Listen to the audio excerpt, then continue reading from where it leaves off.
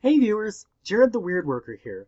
Today in this video, I want to talk about some pagan theology, specifically pagan theology surrounding the topic of human suffering. We all know we live in a world where a lot of people suffer, from natural disasters, from poverty, from abuse. I could spend this entire video listing the sources of human suffering that exist. In many Christian circles, one question frequently arises: why does God allow bad things to happen? I notice it doesn't seem to come up in pagan circles very often, but as a pagan and theistic witch, I want to explore the question and why I don't think it makes sense in my theological framework. To help the conversation along, I'm going to start by exploring why the question comes up in Christian circles so much, and why so many Christian theologians have put so much effort into addressing it. From my vantage point, it seems to me that this is due to the fact that in Christian theology, or at least most of it, God is believed to have the dual traits of omnipotence, he's all-powerful, and benevolence, he's a loving God. I want to explore each of those traits and what they mean for human suffering. First, I want to talk about omnipotence. If you believe a deity is all-powerful and can literally do anything, including rewrite the laws that govern the behavior of the physical world at will, it makes sense to wonder why such a God doesn't just snap his fingers and blink all of human suffering out of existence. After all, isn't that what we as humans would do if we had that ability? I don't believe my deities are actually omnipotent, though. I think that the universe, with all its laws of nature, like gravity, were already here when my gods popped into existence. They didn't write those laws of nature, and they do not have the ability to change them.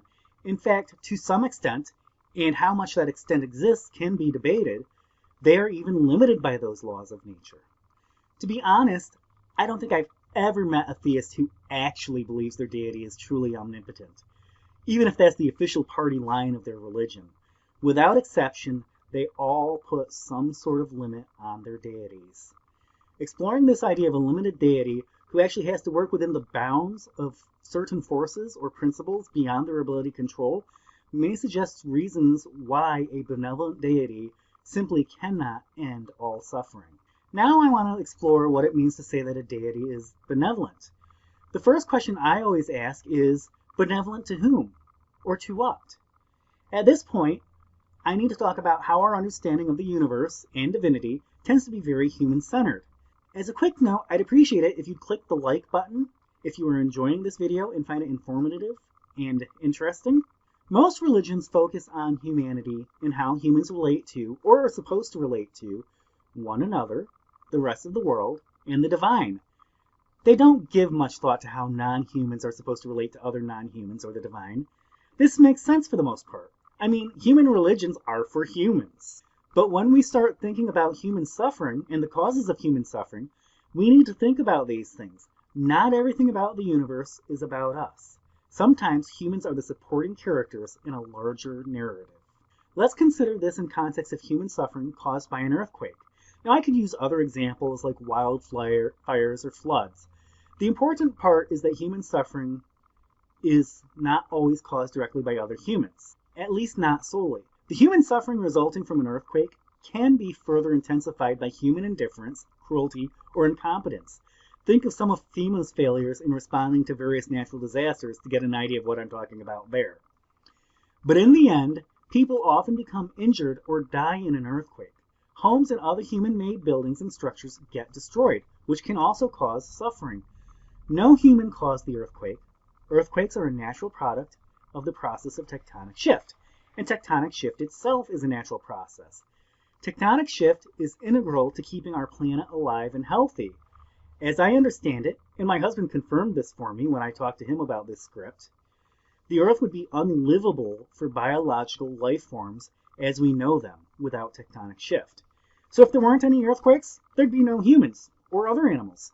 So no one would be able to be around to enjoy the lack of suffering from an earthquake. This means that human suffering due to earthquakes is just a fact of nature. It's not something that's done to humans as if it's some sort of personal slight, no matter what Jerry Falwell and Pat Robertson try telling you. Human suffering due to earthquakes is a matter of earthquakes, which are good for the planet and ultimately allow humans to exist in the first place, are bad luck for people who are on or near the fault line involved when an earthquake occurs. In my theology, asking why my deities allows human suffering to occur doesn't make a lot of sense because my deities can't stop it, and some examples of human suffering are caused by necessary and unavoidable natural phenomena. Now, an important piece of theology, and one I want to bring up so that I don't conclude just by saying, you can't blame this on my gods, is to consider what a proper response to human suffering would be. For this, I'm going to draw on the words of Gerald Gardner. Now, Gardner practiced Wicca, which I don't, but I found that a lot of Wiccan practitioners have said some smart things that are worth exploring. Plus, we have some overlaps in belief. When talking about the gods of the witches, Gardner noted that they wanted humans to be happy, but needed humans' help to ensure that humans were happy. First, we note that we are again acknowledging that our deities are not all-powerful. What's more, there's a suggestion here that humans and gods are working in a partnership to work toward human happiness. To me, ending or even just mitigating human suffering seems to be a great path for increased happiness in the world. I mean, it's hard to be happy when you're suffering.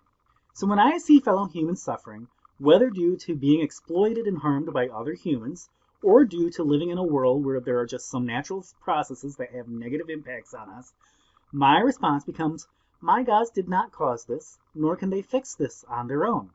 But maybe I can do my part in cooperation with them to make things better. This may mean working to clear wreckage after an earthquake. It may mean doing my part to make sure those harmed get the care they need. It may mean supporting those who are grieving the loss of one or more loved ones. For those with the necessary skills, it may mean helping to come up with ways to prevent human suffering in the first place, like creating homes that are more resilient and safer in the face of an earthquake. It may mean advocating for social changes.